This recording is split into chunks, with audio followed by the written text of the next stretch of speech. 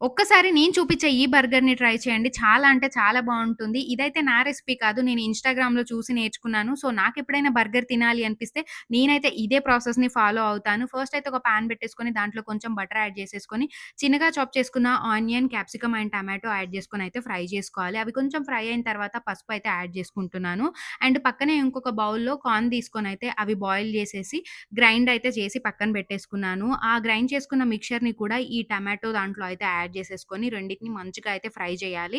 So, దీంట్లోకి నేను చాలా సింపుల్ ఇంగ్రీడియెంట్స్ అయితే యూజ్ చేస్తున్నాను. Like chilli flakes, black pepper ఇంకా సాల్ట్ అయితే యాడ్ చేసేసుకొని మంచిగా కలిపేసుకొని లాస్ట్‌లో కొంచెం చీజ్ అయితే యాడ్ చేసుకుంటున్నాను. అండ్ ఇంకొంచెం టమాటో కెచప్, చీజ్ ఏదైనా కూడా యూజ్ చేయొచ్చు. చాలా అంటే చాలా బావుంటుంది. ఫైనల్‌గా కొంచెం కొత్తిమీర అయితే యాడ్ చేసేసి పక్కన పెట్టేసుకున్నాను.